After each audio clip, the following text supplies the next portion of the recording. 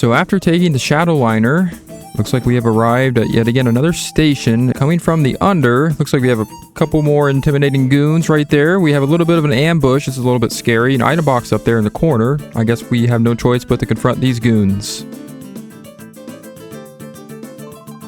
Yo, how's it going? Just getting off shift? Huh? Wasn't Lady Venus supposed to be coming today? Huh? I've seen your faces somewhere. That's it, the blacklist. You're Wes and Rui. How did you get down here? Ah, this won't do. We can't let these two get into the Shadow Pokémon lab. Oh, they're running away.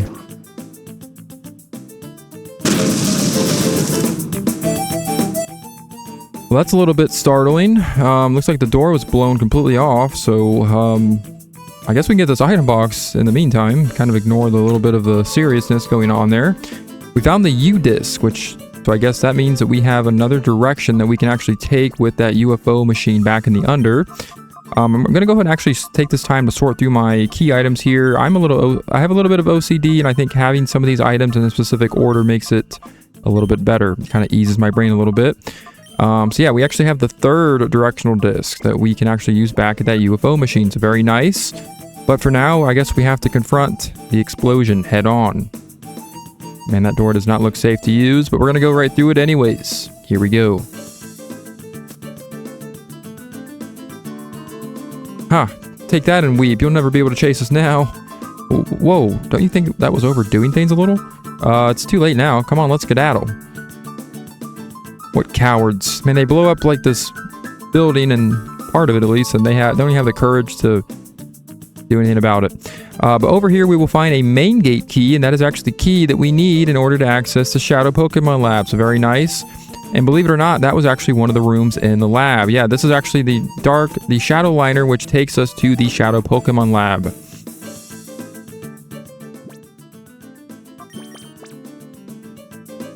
Oh, that's right, we can't go in that direction. Duh. We came from the other way, so we need to actually head back in that direction, because this thing can actually go either way. It has a control area on both sides of the train. Very nice and convenient.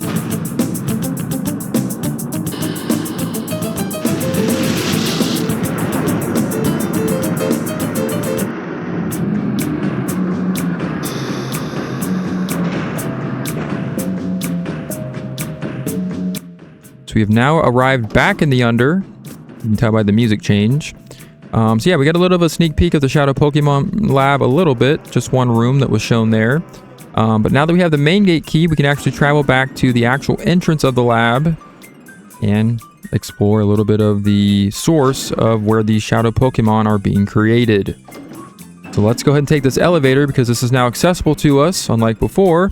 All the way back up, avoiding that nasty job of climbing these stairs. Man, we don't want to work out that much. I mean, I know we're only teenagers, at least these characters are. But come on, if you have an elevator versus stairs, you're going to have to take the elevator. I mean, it's, you know, modern day stuff that you have to deal with. So, but now we are back into this area here. So we're just going to travel back through this corridor, make our way back up the stairs, which will send us back into that room where they film the news, I guess. So, nobody is here still, so we need to go ahead and leave.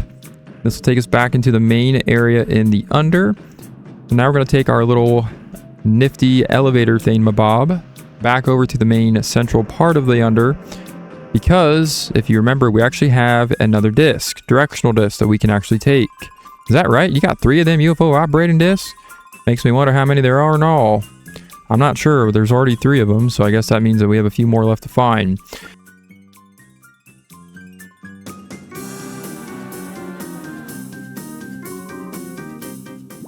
So we'll go ahead and insert the U-Disc. So if the F-Disc takes us forward and the R takes us right, it looks like the U-Disc is going to take us upward. So we are traveling vertically, believe it or not. So we are going to take this elevator once again. Actually going to use it more of like an elevator. And that's kind of a nice view. We are back up in Pyrite Town. You can tell by that windmill looking thing. And we find a time flute, another one. So we have 2 time flutes now that we can use free of charge. That, again, will automatically open up the door to any Shadow Pokemon's heart without doing any of the actual work by having them battle. So very nice. We have 2 freebies, essentially, that we can use on any Shadow Pokemon that we wish. Very, very handy. And yeah, there's really nothing else up here, but kind of cool that you can actually get up there. A little secret inside of the top of that windmill area, so.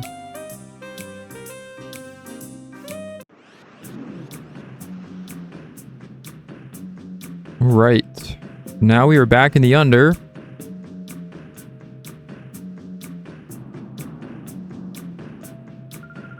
You know, I really didn't know that Venus was one of the leaders of Cipher, and Cipher is an organization that wants to take over the world. I bet you had no idea, I'm sure. Did you hear? Venus went away.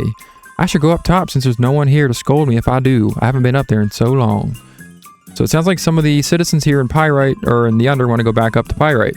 The guy they had caged here, he's your friend, right, Wes? I let him escape. That Silva guy, he wanted me to tell you thanks, Wes. It looks like Bit allowed Silva to escape, which is kind of unfortunate because I was actually the one that wanted to do that. So it looks like he is the one that ended up doing it in the end.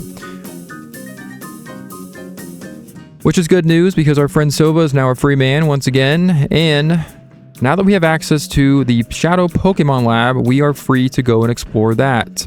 Because, of course, it's very important to go there knowing that that's where all the Shadow Pokémon are being created. And we have to put a stop to that once and for all. We're going to actually visit our little friend Net first before we leave the Under. Oh, Wes, everyone in town is saying that you beat that Venus. It's the talk of the town. That's so amazing. I'm in awe. Thank you very much. You know, we do what we can. Oh, Wes, thanks to you, we got the kids grid back up and running. Honestly, thank you. Huh? The subway goes out to the Shadow Pokémon Lab? So that's how they did it. Wes, you're going to go out to the lab, aren't you? I mean, eventually, yeah. We're going to have to. For sure, the lab will have important data on Shadow Pokémon.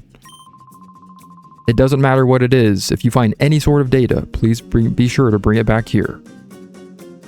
Well, we know that you're a hacker, so we know how important data is to you. So we are definitely going to do that. We're not going to forget about you, my friend. You have helped us drastically in this adventure, even though we've only known you for a short time, kiddo.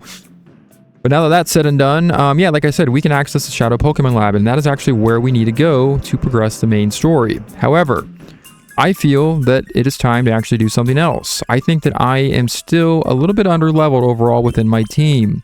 And I've been saying this for several moments now, and I really haven't done much to actually do anything about it.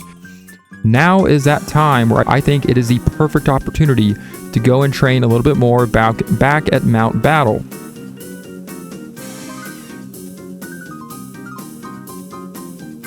We have an old man here. I don't really know what he's saying there. I guess he's mumbling a little bit. Probably didn't put his dentures in this morning. I'm not really sure I can help him with that.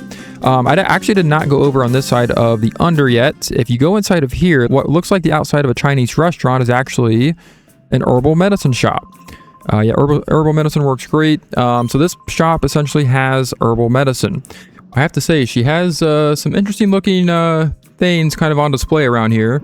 But if you talk to her, yeah, basically you can find herbal medicine here for a decent price. These items essentially mimic the effects that super potions, hyper potions, and revives have. So, energy roots, I guess we can go ahead and pick up a few of these. Restores 200 HP, not too bad.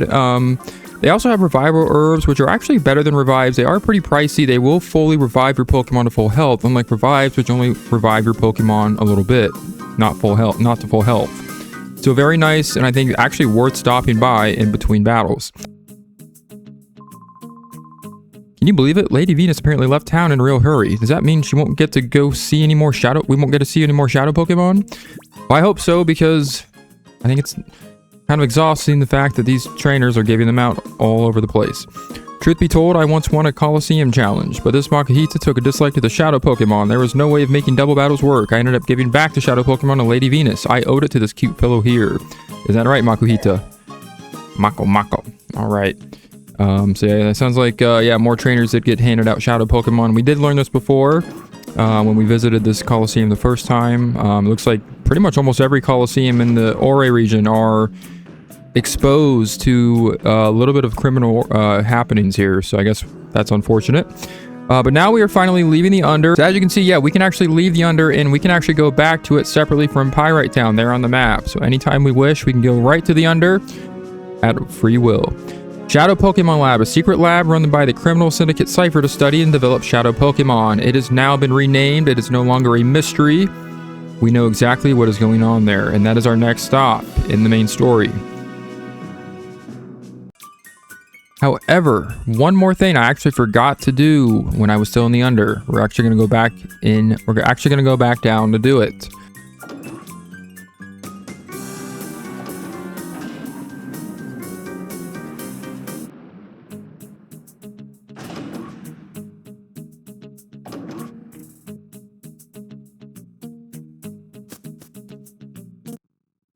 So heading back outside of the Colosseum, taking our very nifty elevator, or whatever you want to call this contraption, back over to the main area. We're going to go ahead and visit the shop once again. We were here before. We're going to come back to get something else. And what I wanted to do before, but I wasn't quite sure what exactly which ones I actually wanted, is I'm going to buy a couple of TMs. We're going to buy TM17, which is Protect, as well as TM38, which is Fire Blast. These are two moves I want to teach a couple of my Pokemon. TM10 is Hidden Power. I'm kind of debating if I want to buy that or not. I was going to teach that to Flashlight, but I'm not too sure if I want to do that right now. They do have max potions. I feel like it would be dumb not to buy a few more of these. We only have two. Actually, you know what? On second thought, I'm going to hold off for now.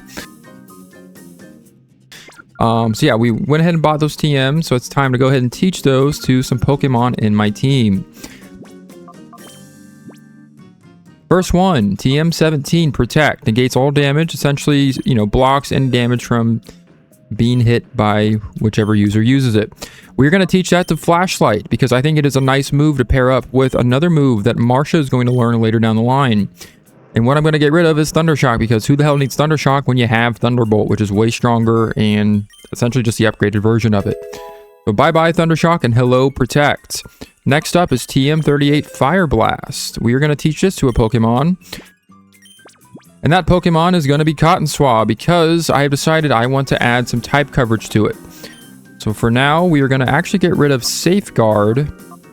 Well, actually, between Safeguard and Sing, I think it's actually a better move to get rid of Sing. Although it is a nice opportunity to put some Shadow Pokemon to sleep to maybe have a better chance of catching them, I think the job gets done with that with Yawn, which both Marcia and Scorch know. So getting rid of Sing for Fire Blast, in my opinion, is a good move because it adds some type coverage once again to Cotton Swab. I also am considering doing Steel Wing to Cotton Swab as well. I think that would be a nice move as well. It's a decent Steel type move. However, on second thought, you know what? I'm kind of thinking about it a little bit more, and I'm not sure if I want to do this. Because I think Fly is still pretty effective. I think Safeguard, probably I'm going to get rid of it at some point, but I have another move I'm waiting on Cotton Swab to learn, which I was going to replace Safeguard with. I was considering teaching Cotton Swab Steel Wing as well, because I thought it would have been a nice move to have, but I think on second thought, it still has a move it's going to be learning a little bit later when it levels up later on, and I think that I want to actually replace Safeguard with that move and just kind of forget about Steel Wing, because the other moves that it has and its set, I think are fine. So, but now we're going to go ahead and use our F-Disc once again, because that is the only way we can actually, well, we can leave the Under another way, but we have to kind of go through a little bit of a chore of maybe fighting that girl that's blocking that elevator up in the Pyrite building. So to avoid that craziness, we're just going to take the easy way out, do our little UFO travel here, go back to the Colosseum, and out the way we just came back in. So very nice. But yeah, for now, we are pretty much done at the Under. We just needed to pick up a few things here and there. But overall, I think the moves that I've taught my team overall, I think are the best moves. But now it is finally time to revisit Mount Battle. We have not been here in quite some time, and it is cleared of Cipher garbage. So it is now time to go ahead and take on the actual challenge that was meant to be taken on the first time. There's this building that I guess is a lab. It's out in the middle of the desert. Did you know? Yes, we did. Maybe they're making those weird Pokemon out there. Nah, that can't be, huh? I think you're onto something, buddy. I think it's kind of, pretty obvious at this point. Maybe not to him. It's great that Mount Battle's back to being normal, but Vander thrashed me again today. I think that Vander is a little bit of a tough cookie. They reopened Mount Battle for battle challenges, but I'm too nervous and jumpy to make a challenge. Well, lucky for you, we aren't. I don't know how that's lucky for you. I'm just talking an earful at this point. Slugma, or Scorch, I should say, I want to give the experience share to because I think it definitely needs some levels. I know Cotton Swab is kind of in the same boat there. And I think the Soak Scarf, I don't think we're going to use this. I don't think we can get that much use out of the Soak Scarf. But I think for now, I know Cotton Swab doesn't have any held items. For now, we don't really have anything that's really suitable for it. So I guess we can hold off for now. Flashlight's kind of in the same boat as well for that, in that respect. Where it is missing a hold item, it probably could be utilizing, but again, I don't think we have anything that's really suitable. Thank you for waiting. Training will resume in Mount Battle. We'll get more info again. Mount Battle is a place of training. It consists of 10 areas, each with 10 zones. In other words, there are 100 zones with a trainer in each. You must battle through these areas without taking a loss. By winning your way through an area, you will be awarded Poke Coupons at a break room at the end. Every break room is outfitted with a PC, so you may switch your party Pokemon with those in your storage. If you wish to quit or interrupt your knockout challenge, you may do so at any break room. Abra will teleport you back here. Once you have won through an area, you may resume your challenge from the next area or from any area that you have cleared. For information about Poke Coupons, please ask at the next counter. Thank you for the information. So she's essentially given us the complete and total breakdown. She actually does a fantastic job of explaining it. I don't really need to add anything to that. But I think it is finally time to take on the true challenge once and for all. Yeah, we don't have any Poke Coupons because we haven't actually done any true battling here. We don't have any challenges that we can continue. As you can see, she's going to tell us there. So all we have left to do is just to start up a new challenge. So this is it.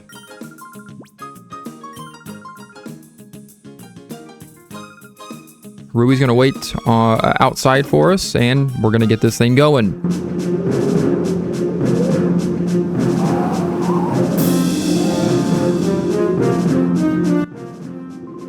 Welcome to Mount Battle. We want you and your Pokemon to go all out on training here.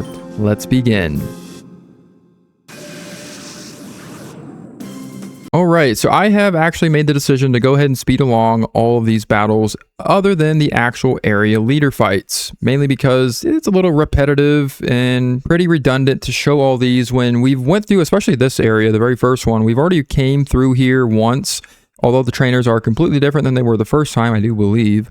There really isn't any need to show many of these fights other than the important ones, which of course are the 10th fights in each area.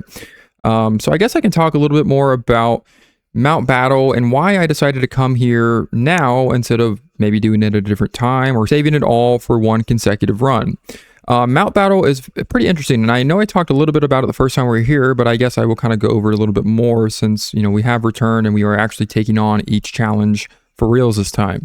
Mount Battle, I believe I mentioned before that it is a series of challenges, obviously, where the further you proceed within the mountain and the higher up you go, advancing through each area, you're going to be facing stronger trainers each time.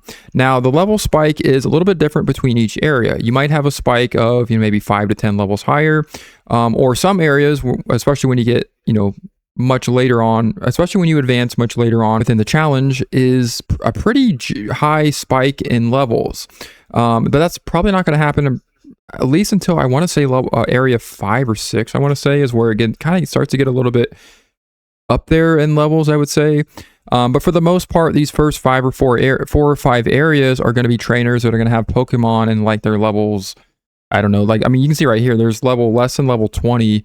Like these Pokemon are under level 20. So this is like kind of a joke. Like these first few areas, you're just kind of breeze right through them, which honestly is kind of nice because it does save a little bit of time and energy, gearing you up for the actual fights that you really need to pay attention to.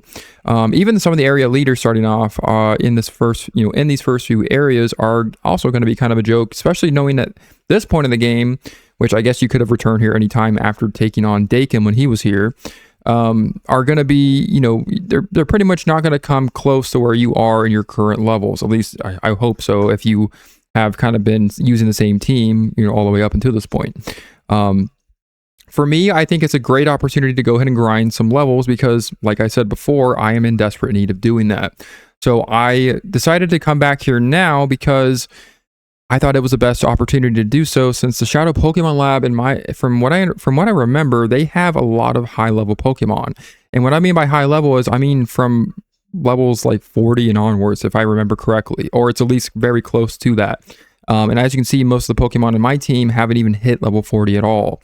As a matter of fact, I don't think any of them have.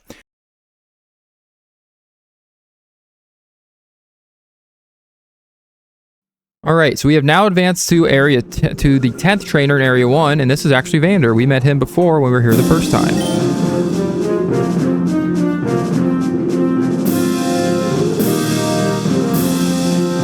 Hi Wes, I've been waiting for you. Are you ready for serious training? Even though you saved me, a battle's a battle. Let's not waste any time. Well, let's get it on, Vander, and let's take a gander at what you have under that cloak. Just kidding. I don't know why I said that. But he has a Zigzagoon and a Whismur starting off. So, again, pretty basic box standard Pokemon. Vander, although he talked up a pretty good game the last time we were here, and he was ready to challenge us the moment we helped him from the problem with Dakem, he's a weakling, and he sucks. We could have demolished this guy the last time we were here, and we were much weaker than we are now. We haven't really progressed that much in levels, but you know what I mean.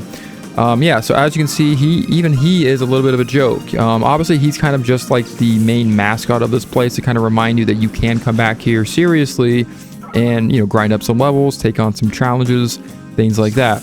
However, knowing that there are another 9 area leaders after him, this guy is really nothing to be afraid of. In fact, he obviously is the weakest of the area leaders because he is in the first area.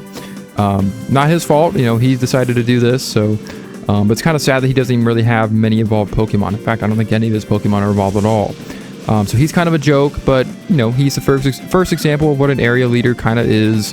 They're going to have probably more Pokemon in their team than most of the other trainers in the area that they are in. However, most of them will usually have some sort of strategy or at least some moves that will at least do something. But since he's pretty weak and has some very low level Pokemon, you can't really expect much from him. But apart from that, the area leaders coming up a little bit later. Again, like I said, it really doesn't get hard until about area 5. Maybe later than that, I can't remember for sure. They will, you know, you have to kind of come prepared for them a little bit more because they will have a little bit more tricks up their sleeve. And they will, obviously will be a lot stronger, so just keep that in mind. But yeah, for now, we're just kind of in a... Yeah, this is just kind of a walk in the park, just kind of going through some of these first areas and kind of, you know, showing you what they're like. And obviously getting some more experience in the meantime. Fantastic. So we showed him what was what. He was nothing compared to Dakem. We can see why he got squashed like a bug. You've cleared Area 1. Congratulations. You really are talented. Now go on. Someone will give you Poke Coupons in the break room. Alrighty then. So Area 1 has officially been cleared. We have finally cleared it once and for all. And now it is time to enter the first break room of Mount Battle. Oh yes, you have cleared Area 1. Congratulations. Here are your Poke Coupons for surviving the Knockout Challenge. We have won 100 Poke Coupons. Would you like to go on to the next area? Yes, we would. I like your challenger spirit. Show them what you're made of. So as you can see, you're given a PC here. You're free to swap out any Pokemon that you wish within your PC. However, in order to get the Earth Ribbon, you have to go through this entire challenge of 100 trainers without switching out your Pokemon at all. And you cannot leave. You have to continue. You can save and quit, I believe, but you have to continue from this break room and from all the break rooms if you want that ribbon. So keep that in mind.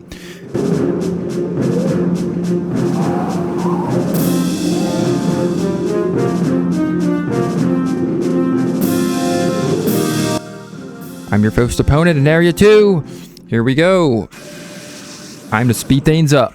So this is Area 2, and as you can see, it hasn't progressed much past Area 1. We are fighting Pokemon in their level 20s. Quite a joke.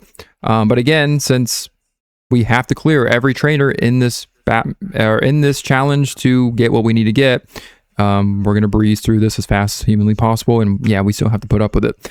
But what I was saying about the Earth Ribbon and coming through here and fighting every trainer in one consecutive run is pretty daunting, I have to say. It's kind of exhausting doing this. It doesn't seem like much since these are pretty weak trainers in the beginning, but once you get about halfway through, again, I want to say it's like Area 5 or 6 where it starts to get really exhausting. Area 4 might even be a little bit more challenging. I just can't remember for sure. It can be a chore to come through here and to fight these trainers one by one and over, and it still is a very challenging task because you have 100 fights. Like, think about how many double battles you fight in the main story. there's probably 100, by the time you get to the end of the game. So thinking about 100 fights in this one facility can be a little intimidating, and it very well may be. So that's why it's important to, if you are planning on taking on this challenge in one consecutive run, probably wait until you're pretty much done with the main game at least, because these Pokemon will eventually cap out at level 60, I do believe, at the end of the challenge. So if you're not prepared for those later areas and you want to do this as quickly as possible and get that Earth Ribbon very fast, you're most likely not going to be able to do that, because again, to do that in one consecutive run not only can take a super long amount of time, but you're most likely not going to be even close to some of the levels of the trainers in the higher portion. So just keep that in mind as well. Just something to be aware of. The reason I'm doing this now is because, again, I need the experience, and I really kind of wanted to show this place off a little bit more. But again, mainly the former, where I just kind of needed to grind up some levels. I will be returning here in kind of spurts. So in order to get the Earth Ribbon, I will have to refight some of these challenges from the beginning. So I will have to kind of take that into consideration. But for my sake and how I want to do things, I do things a little bit differently sometimes. I thought it made sense just to go through some of these first areas now and then come back and finish the second half later on.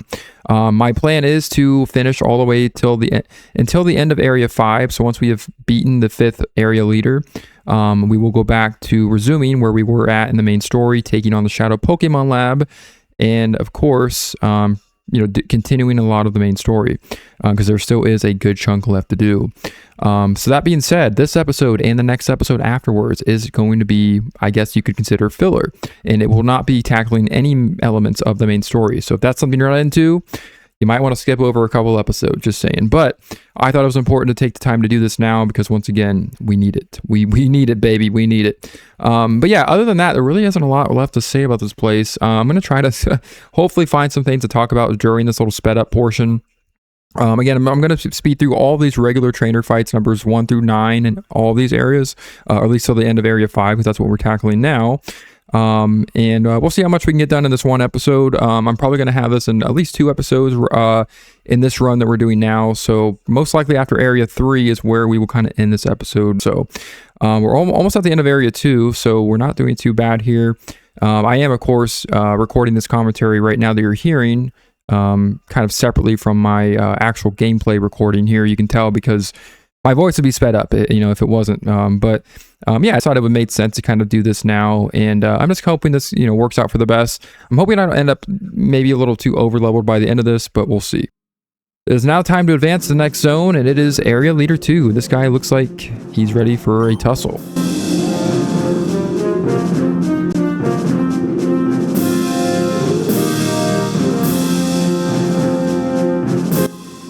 Yowie, I'm Arth, the Genius Area Leader of Area 2. That's me, Arth. Okay, let's see if you can go on or not. Battle. This guy is going to be a rough one, I guess. He's a good old boy, it appears. Area Leader Arth. He is the Area Leader of Area 2, and if you get a good look at his face right there, he reminds me of a specific character from the Pokemon anime. Yes, I am thinking of Brock, of course. I don't know what it is about this guy, but his eye, I think it's just probably his hair color, maybe some of his features and his eyes, more importantly, resemble a lot from Brock of the anime. Maybe they did that on purpose. I have a feeling they might have, but it could also be just a complete odd coincidence that nobody ever cares about or talks about. I don't think I've ever seen anybody talk about this. They probably have, and I just haven't known. But this guy does resemble Brock quite a bit, in my opinion. But all that aside, it looks like his specialty is bug types, which is pretty much going to be nothing because we have a team that is pretty much set up to take out bug types all day long. We have fire attacks, we have flying attacks. I mean, we have everything you could ever want for a bug bashing. So yeah, he has nothing really too crazy up his sleeve. Again, he's the second area leader, so not really a lot to expect out of him. He's slightly stronger than Vander, but again, with all bug types, I don't really know if I could even say that much.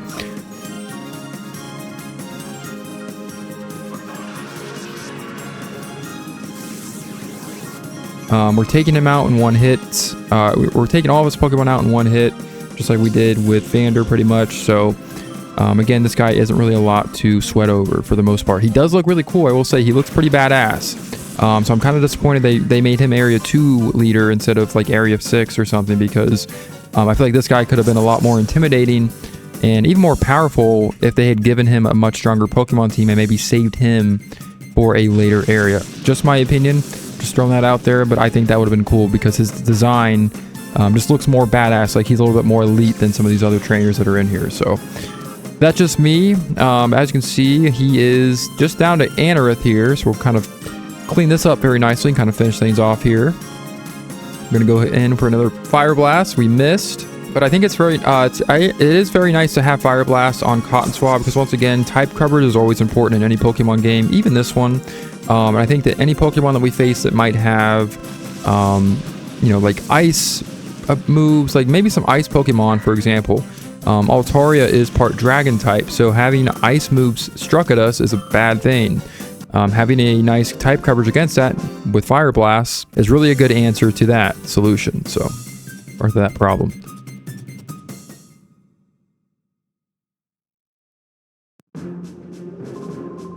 I haven't battled this hard for a long time. Oh, it was fun, alright. Go get your Poke Coupons in the break room. So we have cleared Area 2, just like that. Yeah, so moving right along. I gotta say, I love these little buildings that are just kind of floating in the midair. I just love how they constructed this place. We have cleared Area 2. We get more Poke Coupons. This time we get 200, so we have a total of 300 now.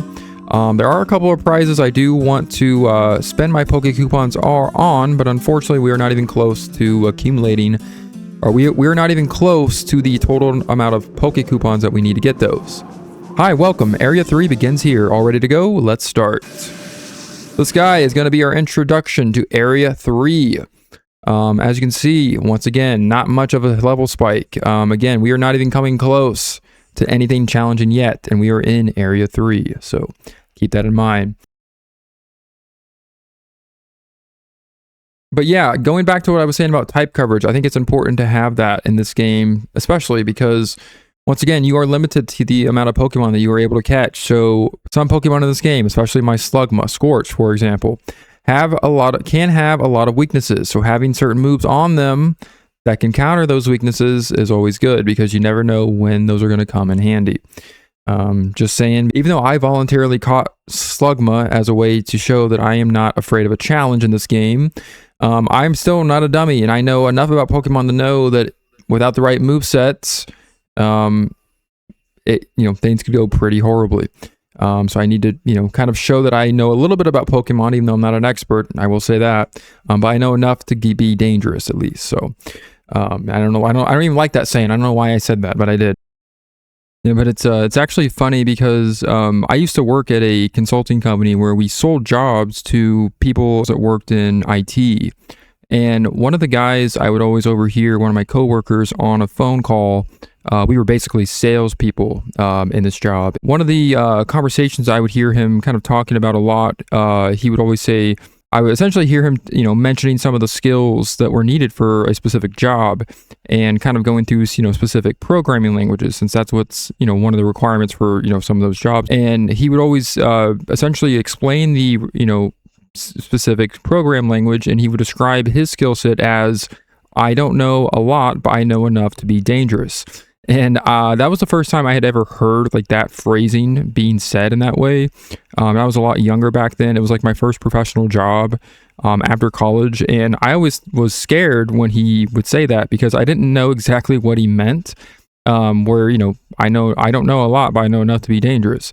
Dangerous as in, I was thinking like, what is this guy about to do? Like, was he, like, I didn't even know if the call was even a good call when he was like talking to the people when he would say this. I'm like, is he about to hack into like a large scale internal database, or is he going to hack into our company's internal database? Like, what is this guy doing? Or what does he know that he can actually be so dangerous with it? I had no idea that was actually a real saying, or a real phrase that people actually said. Now of course I know that it basically means that, you possess a basic level understanding of a specific skill set where you can essentially perform the job at a basic level. Back then I didn't know what that meant, so just kind of funny. Another reason I think it's actually important to take on these battles maybe earlier or even later on after the main story is because you may actually encounter a few new Pokemon that you have not fought in the actual required pathway in the story. So it's important to maybe add some of those Pokemon to your strategy memo, just in case. You never know what you're going to encounter here, because there's a lot of different fights you're going to be engaging in.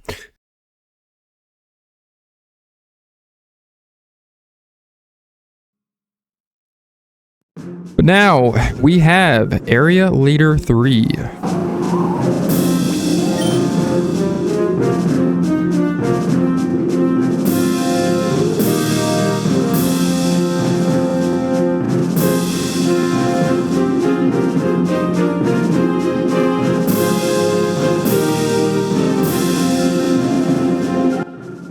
Welcome, I'm Renson. I'll be providing the finishing touch to Area 3.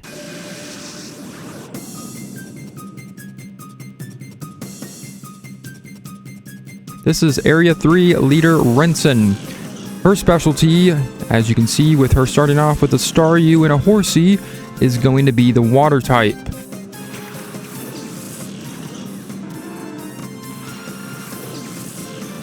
But believe it or not, yeah, she pretty much does not, she still does not even come close to the level that we are at currently, so.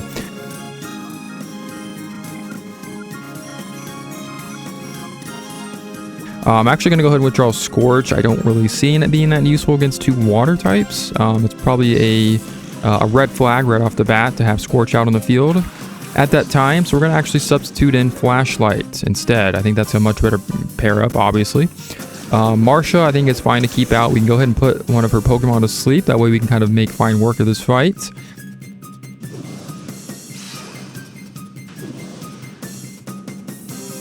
She's really nothing to be afraid of either. And once again, like I said before, these first few area leaders, maybe even the first half of this entire mountain battle challenge is going to be a piece of cake, especially if you are at least over, level 30 at this point. Now, you're still really not going to have a hard time, at least until maybe the end of Area 4 or Area 5, which we will still be taking on before we leave here. So.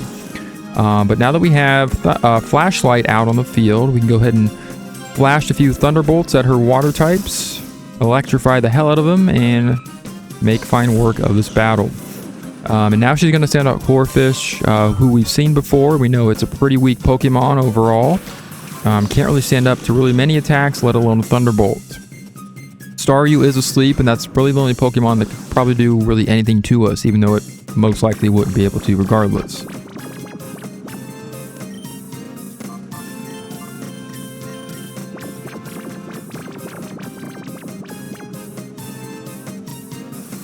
Hit it with a Thunderbolt before it even gets a chance to wake up. That has to be a terrifying thing to happen to you. You're fast asleep, probably dreaming of, I don't know, anything. Probably having the best dream of your life, and then all of a sudden you get struck by a giant Thunderbolt. Like, that has to be the worst thing that could happen to anybody, let alone this freaking innocent Staryu. But we're going to go ahead and use Yawn again. Again, just kind of doing a specific strategy here just to kind of keep these Pokemon, kind of slow them down, I guess, for the most part. That way they can't really do much to us, even though, once again, they really weren't that big of a threat to begin with. So we have Goldeen here. I think this is actually the first Pokemon we've seen that actually hit level 30 at this point in the Mountain Battle Challenge. And I think I'm actually, believe it or not, as crazy as it sounds, I am going to switch back out to Scorch. Because I know that it is very close to a level. Even though we're going up against two Pokemon that can essentially annihilate it in one hit, one of them being down already. I am ready for my Scorch to level up because something happens something very special does happen when it hits level 38. Those of you that know your levels and your Pokemon, you know exactly what I'm talking about. Next up, she has a Surskit. Again, a pretty weak Pokemon. It is a water and bug type. I actually believe the last area leader wasn't the other guy. I thought he had a Surskit as well because he had bug type. So kind of interesting. But again, not really much it can do to us, knowing that we are way higher level than it, and we have attacks that are very super effective against it. Goldeen goes down. Very nice. Get some more experience around the board there. Everybody's looking a lot better now. I still was hoping to get at least to level 40 by the end of this whole challenge, but again, we still have 2 more areas left to go before we continue the main story elements. So I think that we will be in pretty good shape by the time we enter the Shadow Lab. So I'm actually pretty hopeful for the rest of the game if we're able to get to that point. So, but we finally have finished the battle. We have defeated Area Leader Renson. That's magnificent. And behold.